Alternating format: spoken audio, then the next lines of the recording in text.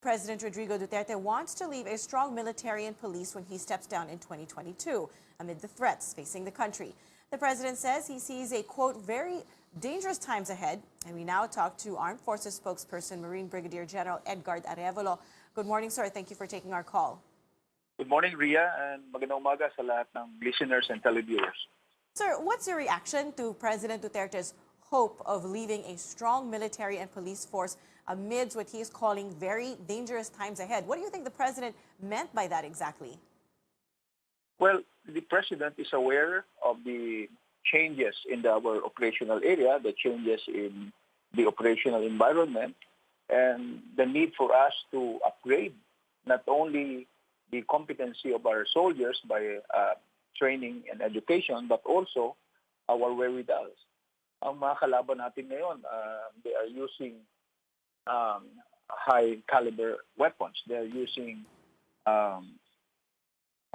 intelligence equipment that are already posing a threat on our fellow Filipinos.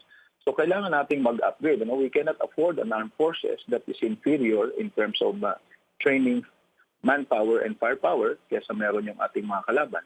So I think the president is referring to the spate of incidents of terrorist activities in our country, that we need to be a step ahead. Sir, can you share with us if there are any threats to security as of the moment and in what areas?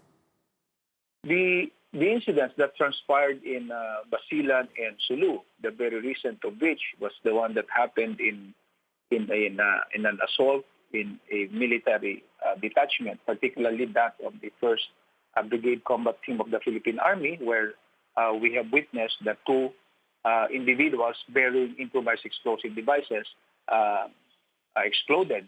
One just at the gate, killing instantly 3 soldiers and wounding 12 others, and another inside the detachment.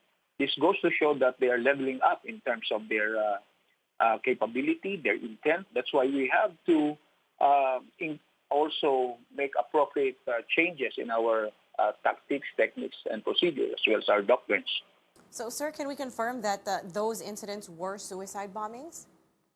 Well, as of late, we don't have any information yet confirming that. But as I said in previous press briefing that I had, there's a high possibility that this could be an incident of suicide bombing, but we are confirming that just yet.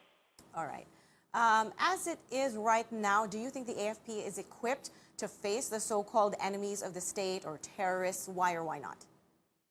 We are equipped, but we still have to increase our capability, especially our intelligence monitoring equipment. We also have to increase our capability. Sa ngayon, yung mga equipment na meron tayo are sufficient para sa kasalukuyang threat, but kailangan pa rin natin itong madagdagan para sa umiigting na labanan natin, especially sa ating vast and porous borders. Nandyan yung transnational crimes, human trafficking, drug trafficking, terrorism, sapagkat na we already heard that in various reports that after the failed ISIS in Iraq and Afghanistan, their next intended direction will be Southeast Asia, particularly Malaysia, Philippines, and Indonesia. So we have to have the capability for us to be able to withstand and to defeat these threats in our national security. But of course, apart from modernizing our armed forces, we also are going to lead the active participation of our people, especially in monitoring and reporting to us what are suspicious activities or personalities or movements of people in their localities. Sir, do you agree with the president that there are very dangerous times ahead? If we're going to talk about the spate of terrorism, as I said, the direction of ISIS to create a wilayat or province in Southeast Asia, and we have witnessed this in Marawi, ISIS-inspired Maote group, together with the Abu Sayyaf, and then we have reports of foreigners, foreign terrorist fighters, who have infiltrated the Philippines, and particularly in that southern part of Mindanao. Then we're really up for times that we'll be needing the capability and the modernization that we need for us to be able to fulfill our mandate, which is to protect the people and secure our state. Now, the president said that he will sit down with concerned agencies one of these days on how government can better deal with terrorism. Have you personally spoken to him about this? Well, not yet personally, but our major service commanders and our chief of staff himself, General Benjamin Madrigal Jr., are always in contact with the Secretary of National Defense and with the President with regard to the security situation in our country. And we can say that the coordinations with other agencies of government apart from the Department of National Defense is very necessary, because all these things that impacts on our national security is not just the concern of the AFP alone. For example, preventing and countering violent extremism, while it's a project of the Armed Forces of the Philippines, requires the support from Department of Local Government, from National Housing Authority, for example, Department of Education, because these basic needs are can be considered as drivers that could entice or mislead our people into joining terrorist activity or terrorist organizations.